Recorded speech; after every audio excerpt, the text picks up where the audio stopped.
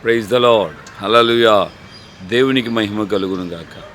మన ప్రభువైన యేసుక్రీస్తు నామమున పేరట మీ అందరికీ ఉదయకాలపు శుభములు తెలియచేస్తున్నాను. ప్రియమైన దేవుని బిడ్డలారా, ఇప్పటివరకు ఆయన మనల్ని తన యొక్క రెక్కల నీడలో దాచి భద్రపరిచారు. ప్రభు మనల్ని ఇంతవరకు కాపాడి సంరక్షించారు. ఈరోజు డిసెంబర్ 24.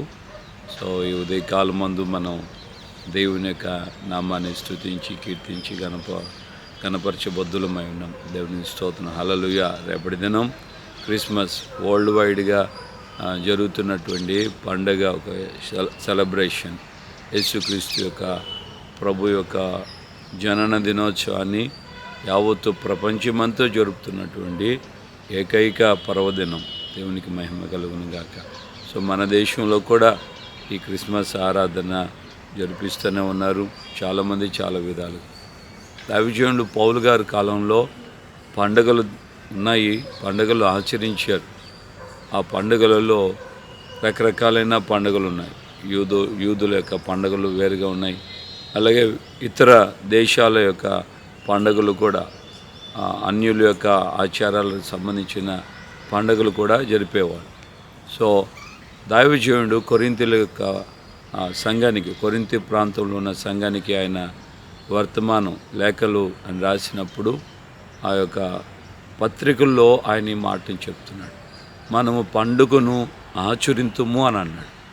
ఎలాంటి పండుగ ఆచరించాలి అని దైవజనుడు చెప్తున్నాడంటే, ఏ విధమైన పండుగ దేవునికి అనుకూలమో లేఖనాల్లో వ్రాయబడినటువంటి మాటను మనం గమనించవచ్చు. చూడండి, దేవుని యొక్క వాక్యంలో మనం ఇలా గమనిస్తున్నాం.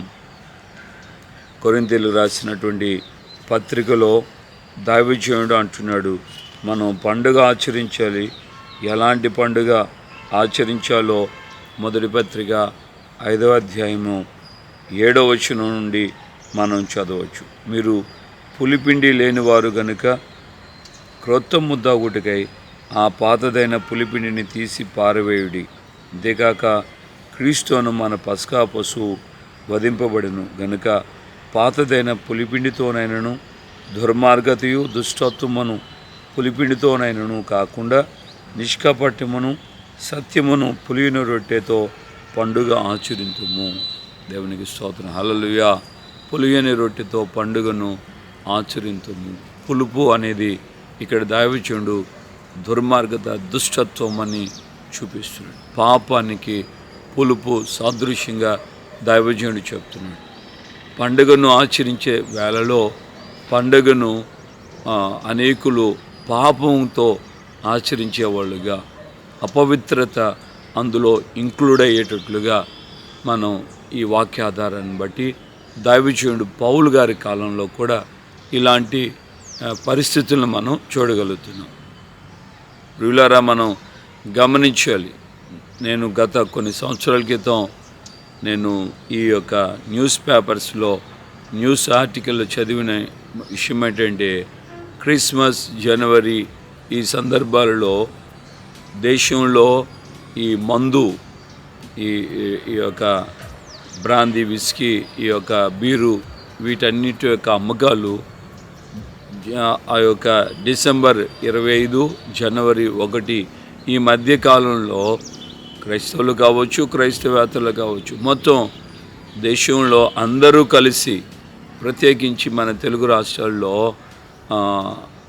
దీని అమ్మకాలు దేశంలో మిగతా రోజుల్లో జరిగే అమ్మకాల కంటే కూడా ఈ పండుగ దినాలలో జరిగే అమ్మకాలు దానికి తలదన్నేటట్లుగా యావత్తు 365 రోజుల్లో జరుగుతున్నటువంటి ఆ అమ్మకాలు కేవలం ఈ 2 పండుగల ఆధారంగా, జనవరి క్రొత్త సంవత్సరపు ఆరాధనలోనూ క్రిస్మస్ ఆరాధనలోనూ విపరీతంగా ఉంటుందట. అంత భయంకరంగా సేలు జరుగుతుందని చెప్పి కొన్ని సర్వేలు, న్యూస్ ఆర్టికల్స్లో నేను గమనించాను.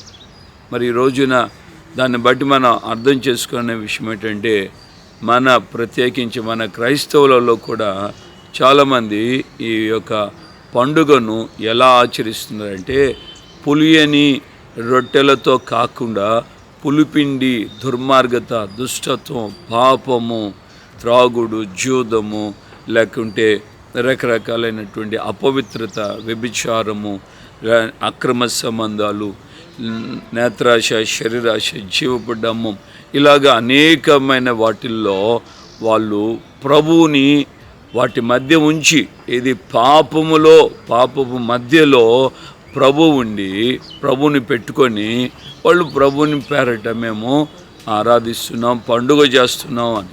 కొంతమంది తినటం, తాగటం, కొత్త బట్టలు వేసుకోవటం ఇదే పండుగ అని అనుకుంటున్నారు. చాలామంది యేసు ప్రభు యొక్క జననాన్ని ఆయన కోరుకున్నట్లుగా జీవించటం లేదు, నెరవేర్చడం లేదు. ఆయన మనల్ని రక్షించడానికి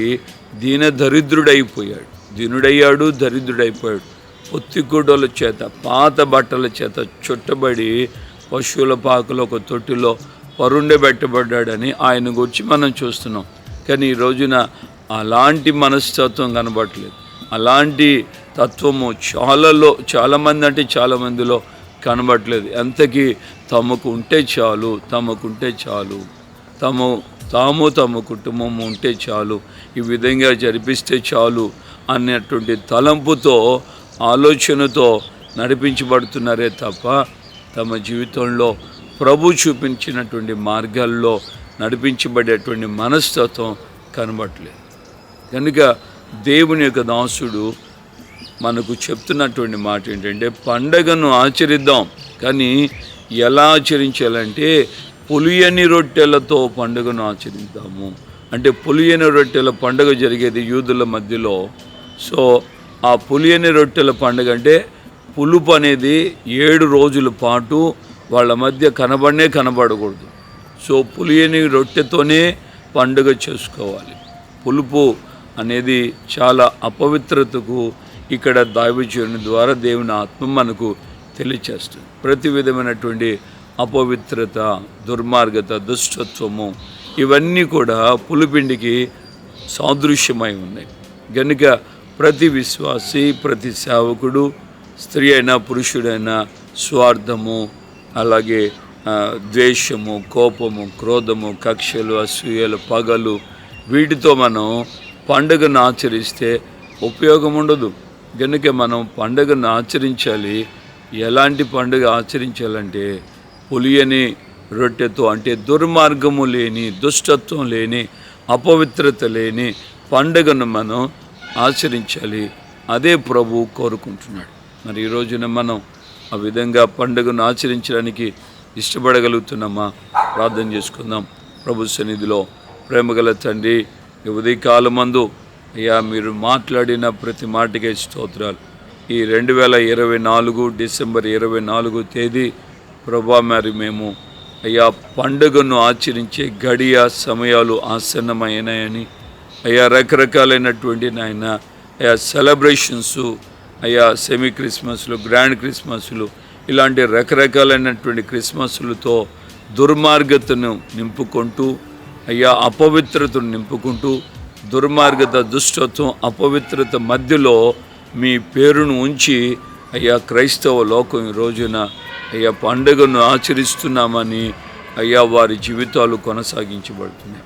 వాటి యందు మీరు సంతోషించే దేవుడు కాదని, ఎక్కడైతే దుర్మార్గత, దుష్టత్వము, పాపము కొట్టివేయబడుతుందో ఆ చోట మీరు అయ్యా సంతోషిస్తున్నారని, పులిపిండి లేని చోట నాయన మీరు ఆనందించు దేవుడై ఉన్నారని మీ ఆత్మ ద్వారా మీరు విశుద్ధపరిచినందుకే స్తోత్రాలు. ప్రభా, ప్రతి ఆయన సహోదరిని, ప్రతి సేవకుని మీరు జ్ఞాపకం చేసుకోండి. మనోనేత్రాలు తెరవండి. అయ్యా మీరు కోరుకున్నట్లుగా అనేకుల్ని, బీదలను, అయ్యా ఇబ్బందుల్లో ఉన్నవారిని, కన్నీళ్ళలో ఉన్నవారిని, సమస్యలో ఉన్నవారిని మీ ప్రేమతో వారిని ఆదరించి, ఆదుకొని, వారికి చేతనైనంత వరకు సహాయం చేస్తూ మీ నామాన్ని ఘనపరిచే బిడలుగా ఉండుటకు సహాయం చేయండి. ఈరోజు ఈ విధంగా మీరు మాట్లాడిన ప్రతి మాట ద్వారా ఒక్కొక్కరి జీవితాలను దీవించి బలపరచమని యేసు నామములో ప్రార్థన చేసి పొందున్నాము తండ్రి.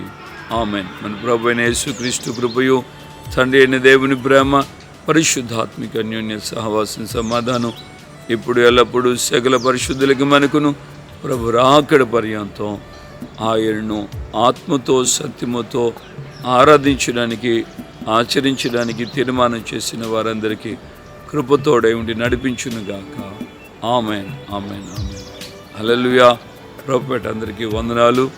ప్రభు మనకు ఆయన యొక్క సన్నిధిని అనుగ్రహిస్తూ ఆయన కోరుకున్నట్లుగా ఆయన ఆత్మ ద్వారా మనకు విశుద్ధపరుస్తున్నటువంటి విధానంలో మనం ఆయన ఆరాధించాలి.